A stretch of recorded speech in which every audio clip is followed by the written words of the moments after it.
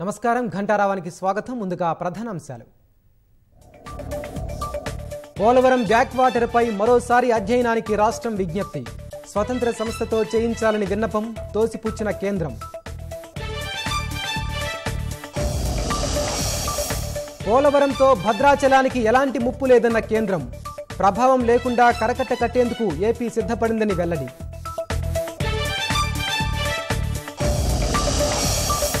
హైదరాబాద్లో Schneider electric పరిశ్రమకు కేటీఆర్ శంకుస్థాపన. స్మార్ట్ మ్యానుఫ్యాక్చరింగ్లో యువతకు శిక్షణివ్వాలని సూచన.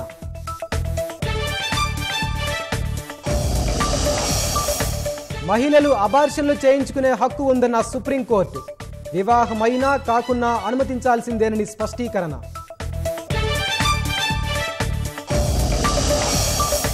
కాంగ్రెస్ అధ్యక్ష పదవి పోటీ నుంచి తప్పుకున్న గెహ్లోత్. బరిలో నిలిచిన దిగ్విజయ్ సింగ్, శశి థరూర్.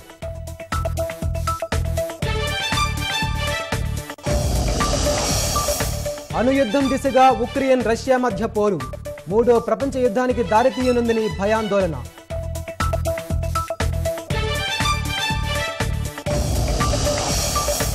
రాష్ట్రంలో మరో 2 రోజులు భారీ వర్షాలు కురిసే అవకాశం.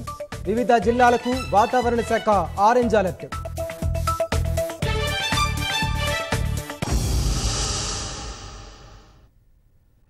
పోలవరం బ్యాక్ వాటర్ ప్రభావంపై స్వతంత్ర సంస్థతో సమగ్ర అధ్యయనం చేయాలని తెలంగాణ మరోమారు కేంద్రాన్ని కోరింది.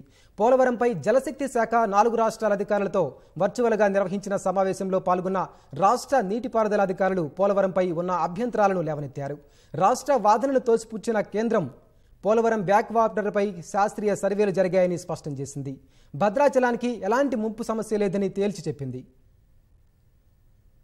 పోలవరం ప్రాజెక్టుకు సంబంధించి కేంద్ర జలశక్తి శాఖ 4 రాష్ట్రాల అధికారులతో వర్చువల్గా సమావేశం నిర్వహించింది. సుప్రీంకోర్టు ఆదేశాల మేరకు నిర్వహించిన ఈ సదస్సులో ఆంధ్రప్రదేశ్, తెలంగాణ, ఒడిషా, ఛత్తీస్గఢ్ రాష్ట్రాల అధికారులు పాల్గొన్నారు. హైదరాబాద్ జలసౌధ నుంచి వర్చువల్ సమావేశంలో రాష్ట్రం నుంచి పాల్గొన్న నీటిపారుదల శాఖ ప్రత్యేక ప్రధాన కార్యదర్శి రజత్ కుమార్, ఈఎన్సీలు, ఇంజనీర్లు జాతీయ ప్రాజెక్టు పోలవరంపై ఉన్న అభ్యంతరాలను మరోమారు కేంద్రం దృష్టికి తీసుకెళ్లారు. గోదావరి నది స్వరూపం మారడం, ఇటీవలి వరదల తాకిడికి పరిగణలోకి తీసుకుని పోలవరం బ్యాక్ వాటర్పై స్వతంత్ర సంస్థతో సమగ్ర అధ్యయనం చేయించాలని కేంద్రాన్ని కోరారు. పోలవరం ప్రాజెక్టుకు సంబంధించి 1986 వరదలను ప్రామాణికంగా తీసుకోవడం తగదని, అప్పటి నుంచి గోదావరిలో ఎన్నో మార్పులు జరిగాయని రాష్ట్ర అధికారులు వివరించారు. 50 లక్షల PMF ప్రాతిపదికన సమగ్ర అధ్యయనం చేయించాల్సిందేనని డిమాండ్ చేశారు.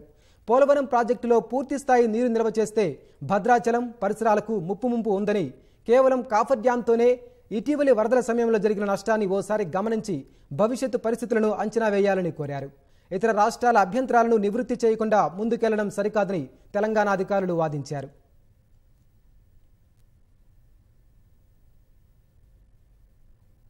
తెలంగాణ వాదనల్ని తోసిపుచ్చిన కేంద్రం పోలవరం బ్యాక్ వాటర్పై ఇప్పటికే అధ్యయనం చేయించినట్లు స్పష్టం చేసింది.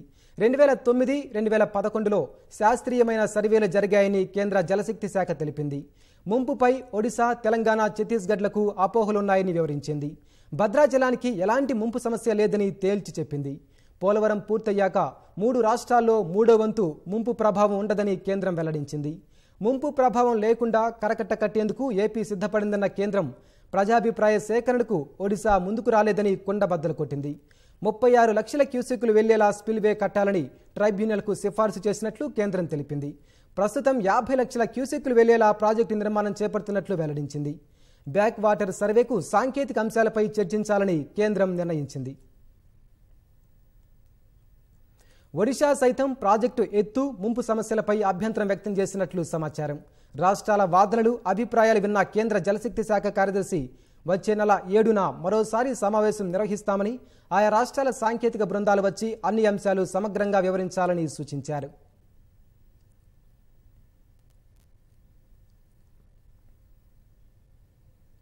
స్మార్ట్ మ్యానుఫ్యాక్చరింగ్ కోసం ప్రభుత్వంతో కలిసి స్థానిక యువతకు శిక్షణనివ్వాలని రాష్ట్ర ఐటీ పరిశ్రమల శాఖ మంత్రి కేటీఆర్ ప్రముఖ ఫ్రెంచ్ కంపెనీ స్నైడర్ను కోరారు. 300 కోట్ల రూపాయలతో హైదరాబాద్లో ఏర్పాటు కానున్న స్నైడర్ ఎలక్ట్రిక్ కొత్త స్మార్ట్ ఫ్యాక్టరీ ప్రారంభోత్సవం ఘనంగా జరిగింది. ఈ ప్రారంభోత్సవానికి హాజరైన మంత్రి కేటీఆర్ సంస్థ ప్రతినిధులకు కృతజ్ఞతలు తెలిపారు. దేశంలోనే అతిపెద్ద ఫ్యాక్టరీని హైదరాబాద్లో ఏర్పాటు చేయడం హర్షణీయమన్నారు. స్మార్ట్ మ్యానుఫ్యాక్చరింగ్లో స్థానిక యువతకు శిక్షణనిస్తే ఎంతో ఉపయోగకరంగా ఉంటుందని చెప్పారు. ఒకే రోజు రాష్ట్రంలో 3 ఫ్రెంచ్ వ్యాపార కార్యకలాపాలు నిర్వహిస్తున్నామని, ఇది సంతోషించే విషయంగా మంత్రి పేర్కొన్నారు. మరిన్ని ఫ్రెంచ్ సంస్థలు హైదరాబాద్లో వ్యాపారాన్ని ప్రారంభించాలని కేటీఆర్ కోరారు.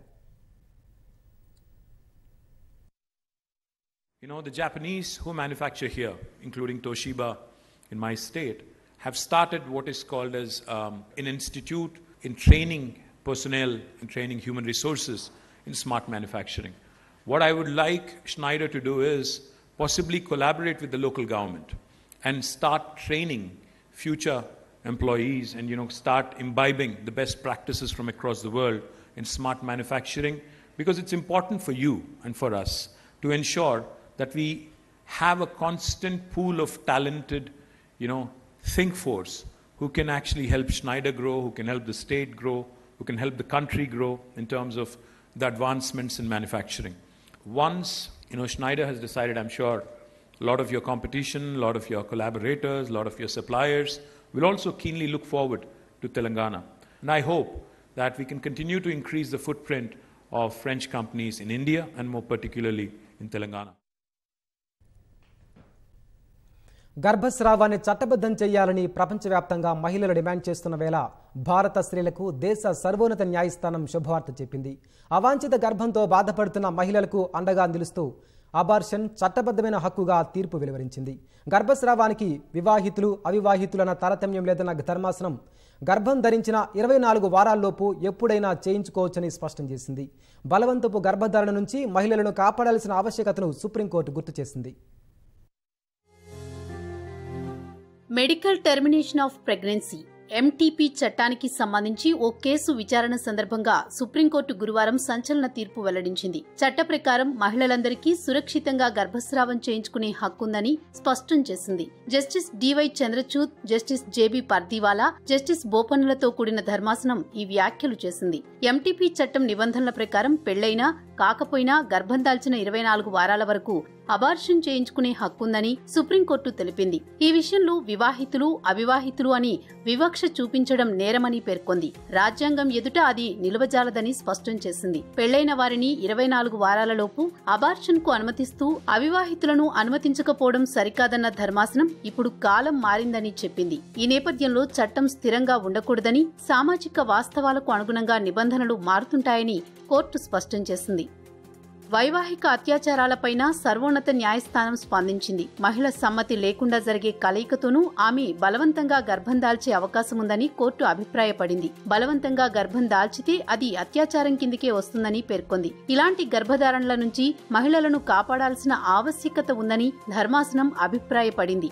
ఈ నేపథ్యంలో ఎంపీటీపీ చట్టంలో వైవాహిక అత్యాచారాన్ని కూడా చేర్చాల్సిన అవసరముందని తెలిపింది. తద్వారా ప్రస్తుత దేశంలో విస్తృతంగా చర్చ జరుగుతోన్న వైవాహిక అత్యాచార కేసుల్లో తీర్పులకు ఈ వ్యాఖ్యలు ఓ మార్గం చూపించే అవకాశముందని ధర్మాసనం అభిప్రాయపడింది.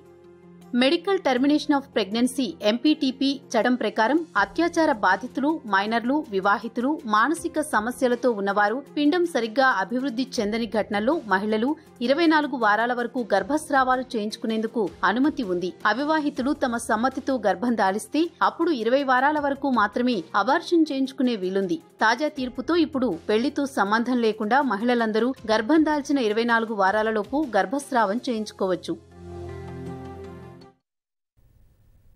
ఉమ్మడి మహబూబ్ నగర్ వ్యాప్తంగా భారీ వర్షం దంచుకొట్టింది. ఒకేసారి కొండపోత వాన పడటంతో మహబూబ్ నగర్, నాగర్ కర్నూలు పట్టణాల్లో రహదారులు జలమయమయ్యాయి. జడివానకు జనజీవనం స్తంభించింది. వరద వల్ల లోతట్టు ప్రాంతాల ప్రజలు తీవ్ర ఇబ్బందులు పడుతున్నారు. రాష్ట్రంలో మరో 3 గంటల్లో పలు జిల్లాల్లో భారీ వర్షాలు పడతాయని వాతావరణ శాఖ తెలిపింది. ఉమ్మడి పాలమూరు జిల్లా వ్యాప్తంగా జోరు వర్షం కురుస్తోంది. మహబూబ్ నగర్లో ఒక్కసారిగా వాన దంచుకొట్టడంతో బీకేరెడ్డి కాలనీ నుంచి భగీరథ కాలనీ మార్గంలో రాకపోకలు నిలిచిపోయాయి. వరద నీరు పోటెత్తడంతో కాలువలు పొంగి పొర్లుతున్నాయి. రామబయలు, శివశక్తి నగర్లో ఇళ్లలోకి నీరు చేరింది. ఇళ్ల ముందు రహదారులపైన నిలిపిన వాహనాలు మునిగిపోయాయి. మోకాలు లోతు నీటిలో స్థానికులు తీవ్ర అవస్థలు పడ్డారు. కొన్ని కాలనీల్లో నడుము లోతుకు నీరు చేరింది. వరదతో పాటు చెత్తా చెదారం కొట్టుకొచ్చి రోడ్లపై పేరుకుపోయింది.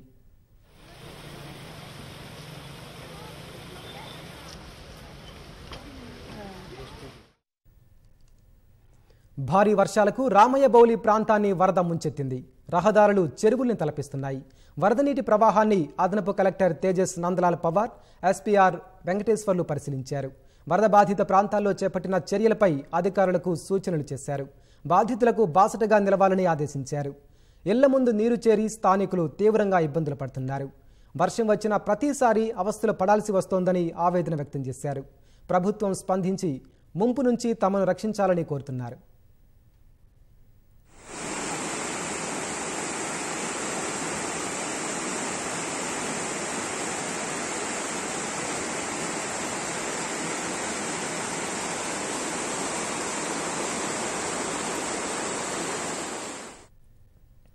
నాగర్ కర్నూల్ జిల్లాలోనూ జడివానలు పడుతున్నాయి.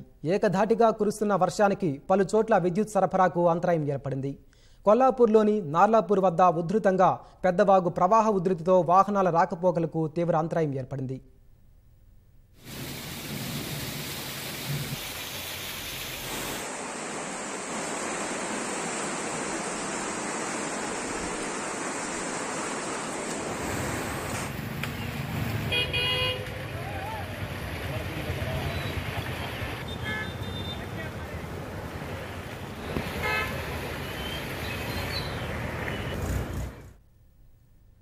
రానున్న 3 గంటల్లో రాష్ట్రంలో భారీ వర్షం కురిసే అవకాశం ఉందని వాతావరణ శాఖ తెలిపింది. హైదరాబాద్, రంగారెడ్డి, మేడ్చల్, వికారాబాద్, మెదక్, సిద్దిపేట, సంగారెడ్డి, నల్గొండ, భువనగిరి, సూర్యాపేట, భూపాలపల్లి, ములుగు, జనగామ, మహబూబాబాద్, మహబూబ్ నగర్, నాగర్ కర్నూల్, నారాయణపేట జిల్లాల్లో వర్షం కురిసే అవకాశం ఉందని వెల్లడించింది. హైదరాబాద్ నగరాన్ని భారీ వర్షాలు వణికిస్తున్నాయి. గంటల తరబడి ఏకధాటిగా వర్షం కురవడంతో ప్రజలు నానా అవస్థలు పడుతున్నారు. సరూర్ నగర్, లింగోజిగూడ, చంపాపేట్, కొత్తపేట్, సైదాబాద్లో భారీ వర్షం కురిసింది. లింగోజిగూడ, కర్మన్ఘాట్, నాగోల్ వెళ్లే దారిలో నీళ్లు నిలిచి వాహనదారులకు తీవ్ర అంతరాయం ఏర్పడింది. ఎల్బీ నగర్, మన్సూరాబాద్, వనస్థలిపురం, మీర్పేట్, బడంగపేట్, హైత్ నగర్, అబ్దులాపూర్ మెట్ ప్రాంతాల్లో ఉదయం నుంచి వర్షం కురుస్తోంది. రోడ్లపై వర్షపు నీరు చేరడంతో వాహనదారులు, పాదచారులు ఇబ్బందులు ఎదుర్కొంటున్నారు. లోతట్టు ప్రాంతాలలోని ఇళ్లలోకి వర్షపు నీరు చేరింది. ఇళ్లలోకి చేరిన వరద నీటిని మోటార్ల సహాయంతో బయటకు పంపిస్తున్నారు. భారీ వర్షాలకు మూసి ఉప్పొంగుతోంది. ముసారాంబాగ్ నుంచి రాకపోకలు నిలిచిపోయాయి. మలక్పేట వంతెన కింద భారీగా వర్షం నీరు నిలిచి ట్రాఫిక్కు తీవ్ర అంతరాయం ఏర్పడింది.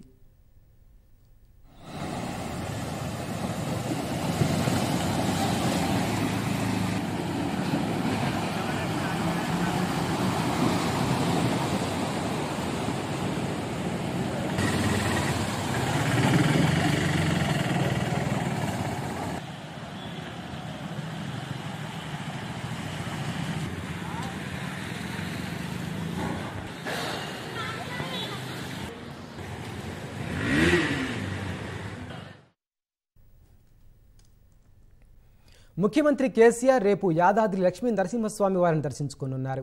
ఆలయ గోపురానికి స్వర్ణతాపడం కోసం కిలో బంగారాన్ని విరాళంగా ఇవ్వనున్నారు. సతీ సమేతంగా యాదాద్రికి రానున్న సీఎం కేసీఆర్ లక్ష్మీ నరసింహుడికి ప్రత్యేక పూజలు చేయనున్నారు. యాదాద్రి క్షేత్రంలో జరుగుతున్న వివిధ పనుల పురోగతిని పరిశీలించే అవకాశం ఉంది. సీఎం కేసీఆర్ పర్యటన నేపథ్యంలో అధికారులు ఏర్పాట్లు చేస్తున్నారు. యాదాద్రి గోపురానికి బంగారు తాపడం కోసం విరాళాలు ఇవ్వాలని ముఖ్యమంత్రి కేసీఆర్ పిలుపునిచ్చారు. ఇప్పటికే చాలా మంది ప్రముఖులు, భక్తులు స్వామివారికి పసిడి సమర్పించారు.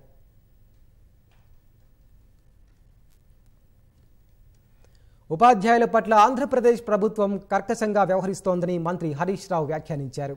రాష్ట్ర ఉపాధ్యాయ సంఘాల సమావేశంలో మాట్లాడిన మంత్రి తెరాస ప్రభుత్వం ఉపాధ్యాయులతో ఎంత ఫ్రెండ్లీగా ఉందో గమనించాలని సూచించారు.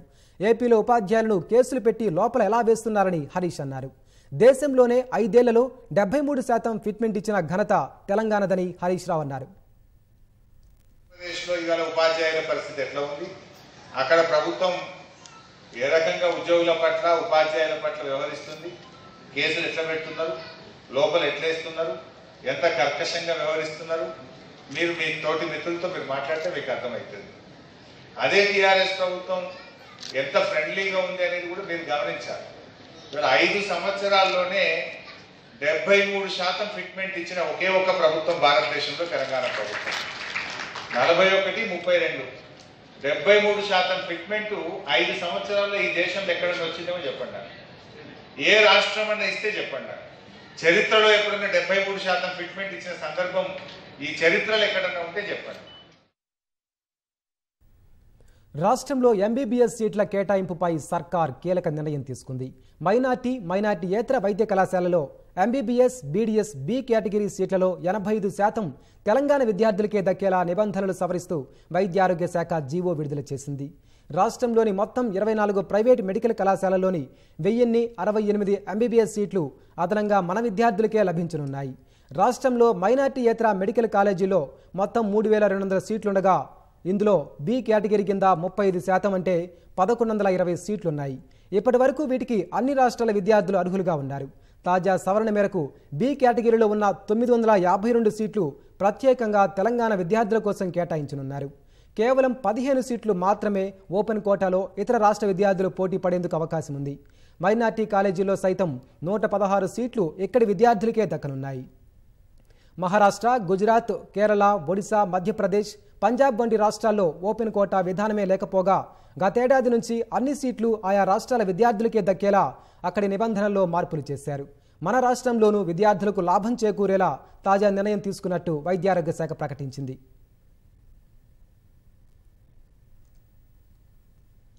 కాంగ్రెస్ అధ్యక్ష ఎన్నిక బరి నుంచి రాజస్థాన్ సీఎం అశోక్ గెహ్లోత్ తప్పుకోవడంతో ఎవరెవరు పోటీ చేస్తారనే విషయమై కొంత స్పష్టత వచ్చింది. ప్రస్తుతానికి మధ్యప్రదేశ్ మాజీ CM, Rajya Sabha MP Digvijay Singh, Lok Sabha MP Shashi Tharoor మధ్య పోటీ నెలకొనే సూచనలు కనిపిస్తున్నాయి. ఈ పోరులో దిగ్విజయ్ సింగ్కే గెలుపు అవకాశాలు ఎక్కువగా ఉండే అవకాశం ఉంది. రాజస్థాన్ కాంగ్రెస్ సంక్షోభానికి బాధ్యత వహిస్తూ ఆ రాష్ట్ర సీఎం అశోక్ గెహ్లోత్ కాంగ్రెస్ అధ్యక్ష ఎన్నికల్లో పోటీ నుంచి తప్పుకున్నారు. కాంగ్రెస్ అధినేత్రి సోనియాతో సమావేశమైన ఆయన ఈ మేరకు ఓ ప్రకటన చేశారు. రాజస్థాన్ కాంగ్రెస్ లో జరిగిన దురదృష్టకర పరిణామాలకు నైతిక బాధ్యతగా కాంగ్రెస్ అధ్యక్ష ఎన్నికల్లో పోటీ చేయకూడదని నిర్ణయం తీసుకున్నట్లు తెలిపారు. రాజస్థాన్ సీఎంగా కొనసాగడంపై నిర్ణయం పార్టీ అధినేత్రిదేనని స్పష్టం చేశారు. राहुल गांधी जी ने कोची में जाकर के रिक्वेस्ट की कि आप अध्यक्ष का चुनाव लड़ें। आखिर में उन्होंने अस्वीकार कर दिया, मैं मेरी बात को कायम हूँ, मैं इलेक्शन लड़ूंगा नहीं। तो मैंने कहा भाई जो सबकी भावना है कार्यकर्ताओं की, नेताओं की, तो मैं फिर चुनाव लड़ूंगा, ये मैंने कहा था। पर अब क्योंकि कल परसों की घटना हुई है और मेरी मॉरल रेस्पॉन्सिबिलिटी थी कि वो प्रचार पार होता, तो मैंने तय किया है अब मैं इस माहौल के अंदर चुनाव नहीं लड़ूंगा, ये मेरा फैसला है। ये फैसला मैं नहीं करूंगा, ये फैसला सोनिया गांधी जी करेगी, कांग्रेस अध्यक्ष करेगी। రాజస్థాన్ కాంగ్రెస్ సంక్షోభంతో అనూహ్య పరిణామాలు చోటు చేసుకున్నాయి. గాంధీ కుటుంబానికి విధేయుడైన రాజస్థాన్ సీఎం అశోక్ గెహ్లోత్ పోటీ నుంచి తప్పుకోవడంతో ఆయన స్థానంలో ఆ కుటుంబానికి మరో విధేయుడైన మాజీ సీఎం, రాజ్యసభ సభ్యుడు దిగ్విజయ్ సింగ్ తెరపైకి వచ్చారు. గురువారం నామినేషన్ పత్రాలు తీసుకున్న ఆయన శుక్రవారం నామినేషన్ దాఖలు చేయనున్నట్లు చెప్పారు. ఎంపీ శశి థరూర్ పోటీ చేయడం కూడా ఇప్పటికే ఖాయమైంది. ఆయన కూడా ఇదివరకే నామినేషన్ పత్రాలు తీసుకోవడంతో పాటు శుక్రవారం ఉదయం 11 గంటలకు నామినేషన్ వేయనున్నట్లు సమాచారం ఇచ్చారు. ప్రస్తుతానికి కాంగ్రెస్ అధ్యక్ష పదవికి వారిద్దరి మధ్య పోటీ జరిగే అవకాశం కనిపిస్తోంది. ఈ క్రమంలోనే శశి థరూర్, దిగ్విజయ్ సింగ్ భేటీ అయ్యారు. ఆ ఫోటోను థరూర్ తన ట్విట్టర్ ఖాతాలో పోస్ట్ చేశారు. పార్టీ అధ్యక్ష ఎన్నికల్లో దిగ్విజయ్ పోటీని స్వాగతిస్తున్నట్లు పేర్కొన్న ఆయన తమది ప్రత్యర్థుల మధ్య జరిగే యుద్ధం కాదని, సహోద్యోగుల మధ్య జరిగే స్నేహపూర్వక పోటీ అని పేర్కొన్నారు. తమలో ఎవరు గెలుస్తారన్నది కాదని, అంతిమంగా కాంగ్రెస్ గెలవాలన్నదే లక్ష్యమని థరూర్ చెప్పారు. ఈ పోస్ట్ను దిగ్విజయ్ సింగ్ రీట్వీట్ చేస్తూ శశి థరూర్ వ్యాఖ్యలతో పూర్తిగా ఏకీభవించినట్లు పేర్కొన్నారు. తమ పోరాటం మతవాద శక్తులపై అని, గాంధీ, నెహ్రూ సిద్ధాంతాలపై ఇద్దరికీ విశ్వాసం ఉందని, థరూర్కు ఆల్ ది బెస్ట్ అని దిగ్విజయ్ తెలిపారు.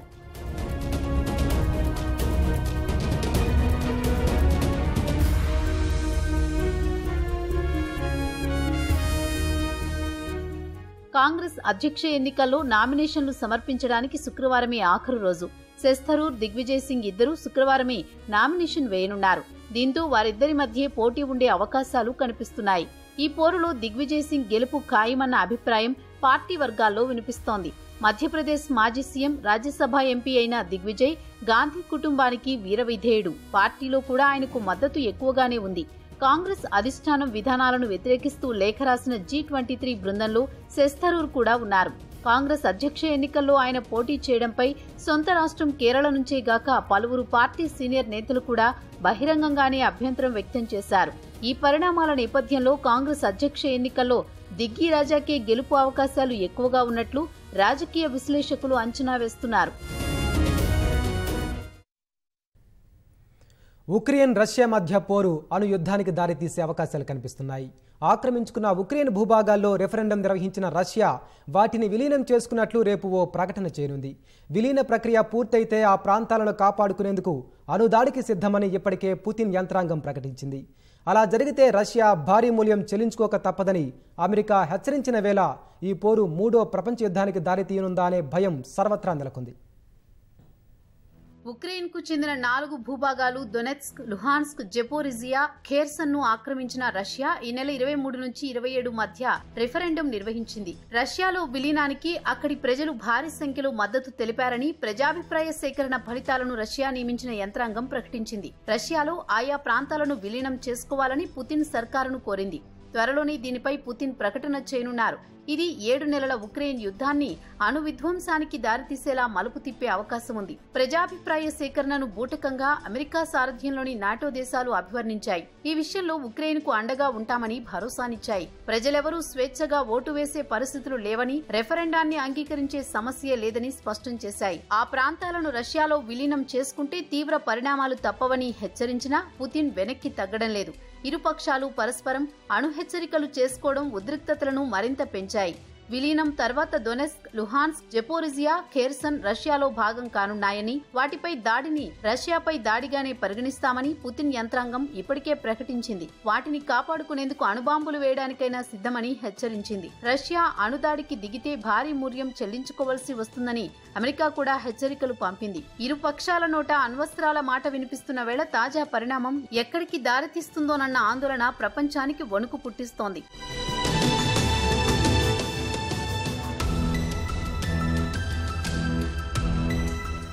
2014లో క్రిమియాను ఆక్రమించే సమయంలోనూ రష్యా మొదట దాడులకు దిగింది. ఆ తర్వాత అక్కడ రెఫరెండం చేపట్టి విలీనం చేసుకుంది. అమెరికా, నాటోలు అప్పట్లో హెచ్చరికలకే పరిమితమయ్యాయి తప్ప ఏమీ చేయలేకపోయాయి. ఇప్పుడు మాత్రం ఆ దేశాలు తమను ఏం చేయగలవన్నది పుతిన్ ధీమాగా విశ్లేషకులు చెబుతున్నారు. భారీ ప్రాణ, ఆస్తి నష్టంతో ఉక్కిరిబిక్కిరి అవుతున్న ఉక్రెయిన్కు డొనెట్స్క్, లుహాన్స్క్, జెపోరిజియా, ఖేర్సన్లు రష్యాలో విలీనం కావడం మరో భారీ దెబ్బ అవుతుంది. ఉక్రెయిన్ మొత్తం భూభాగంలో ఈ 4 ప్రాంతాల వాటా 15%. ఇది హంగరీ లేదా పోర్చుగల్ భూభాగంతో సమానం. వీటికి క్రిమియాను కూడా కలిపితే అమెరికాలోని పెన్సిల్వేనియా రాష్ట్రమంత భూభాగంతో సమానమవుతుంది.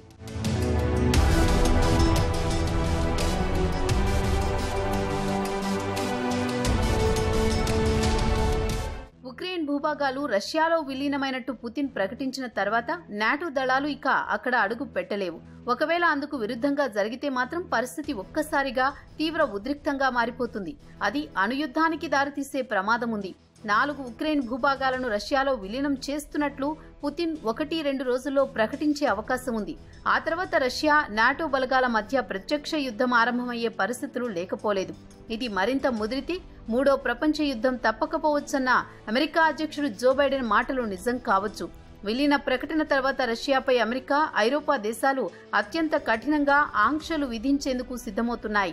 మరోవైపు తమ గడ్డ నుంచి చివరి రష్యన్ సైనికుణ్ణి తరిమేసేంత వరకు విశ్రమించబోమని ఉక్రెయిన్ తెగేసి చెబుతోంది. తమ భూభాగంపై రష్యా ఆధిపత్యాన్ని ససేమిరా సహించబోమని చెప్పింది. మాస్కోపై పోరాడేందుకు ఆయుధాలు ఇవ్వాలంటూ పశ్చిమ దేశాలను కోరుతోంది. ఈ పరిణామాలు ఎటువైపునకు దారితీస్తాయోనని ప్రపంచ దేశాలు తీవ్ర ఆందోళన చెందుతున్నాయి.